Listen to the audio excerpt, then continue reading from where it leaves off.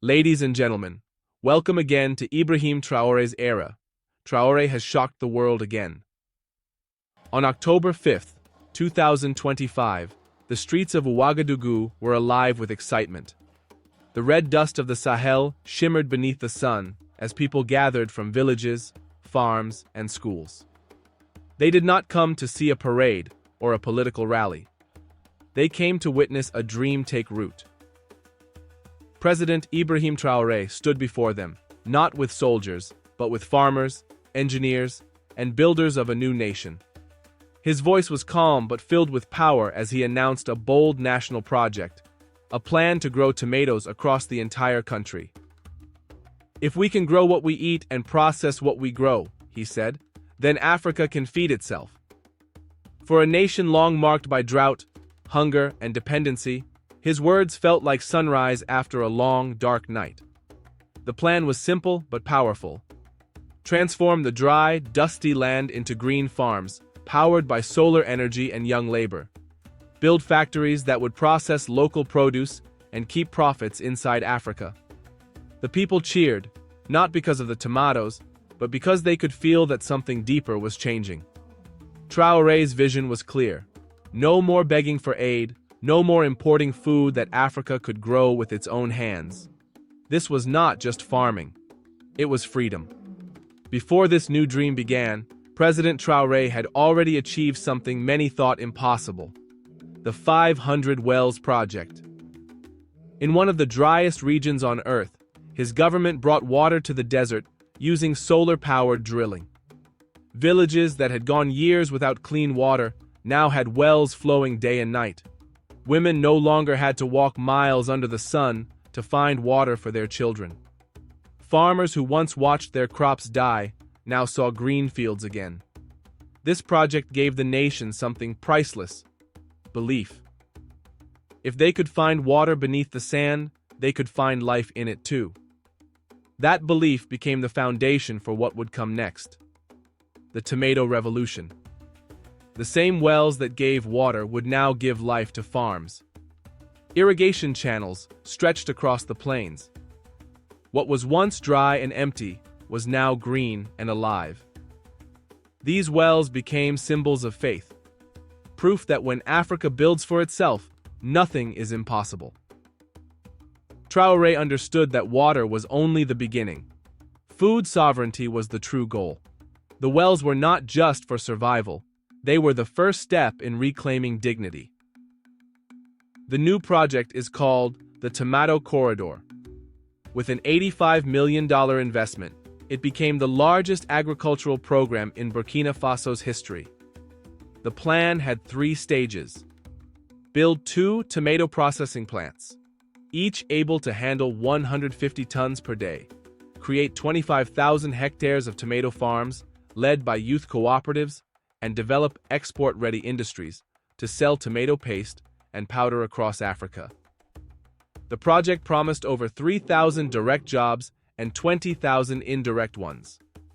Bulldozers soon rolled across old cotton fields. Engineers and farmers worked side by side. Solar pumps filled irrigation lines. The cracked soil turned green again. Foreign experts doubted it, but locals called it destiny.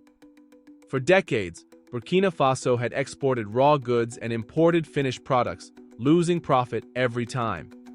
Now, for the first time, the country would control everything, from the seed to the shelf. "The red fruit will become red gold," Traoré said. And the people believed him. From the beginning, Traoré repeated one truth: a country that cannot feed itself cannot call itself free. His message was simple: real independence begins in the soil. A nation that cannot feed its people will always depend on others. He chose the tomato as a symbol because it grows quickly, even in dry land. It represents resilience, courage, and unity, just like the people of Burkina Faso. "The tomato is red like our flag," he told students. "It shows that we bleed not from war, but from work." Across villages, murals appeared showing farmers holding tomatoes with pride. This was not propaganda. It was ownership. A new kind of pride. Freedom, Traoré said, begins the moment you can feed your family with your own hands. For years, Africa imported 80% of its tomato paste from Europe and Asia. 40% of its fresh tomatoes rotted because there were no local factories to process them. Traoré saw this as a trap designed to keep Africa poor. If we can grow it, why can't we make it? He asked. The tomato corridor was the answer. By producing locally, Burkina Faso would save $45 million a year, money that once left the country for imports. Every can of tomato paste made in Burkina Faso would carry the message, "Made by us, for us." This was not just about business, it was economic freedom, one harvest at a time. Over 7,000 young men and women were trained in farming, solar energy, and irrigation. They were given land, tools, and fair prices for their crops. Each cooperative owned shares in the project. The deserts that once pushed young people to migrate were now calling them back home. They were not looking for jobs abroad anymore. They were creating them in their own land. Traoré called this the School of Sovereignty. He wanted young people to learn that independence is not given, it is grown. Soon, delegations from Mali, Niger, and Chad came to learn how Burkina Faso was turning deserts into farms. The African Union called it a model for climate-smart farming. A country once known for drought had become a teacher of resilience. The two processing plants were expected to generate $1.2 million a year. Agricultural GDP is projected to rise by 4.5%. Rural markets are full again. For the first time, profits stayed in the country. The world began calling Burkina Faso the Red Gold Nation. By the end of 2025, something historic happened. Burkina Faso, Mali, and Niger will be Africa's first agricultural trade bloc built without Western funding. Western analysts called it economic rebellion. Africans called it liberation. For the first time, trade agreements were written in African capitals, not in foreign boardrooms. Behind the tomato fields was a deeper purpose. Traoré was building a new kind of power, the power to feed his people. The era of exporting hope and importing hunger is over, he declared. He focused on real sectors, water, energy, and food, instead of foreign loans. It was a quiet revolution against the old system that kept Africa dependent. By 2026, tomato paste made in Burkina Faso will reach markets in Ghana, Niger, and Morocco. The air no longer smelled of dust, it smelled of growth.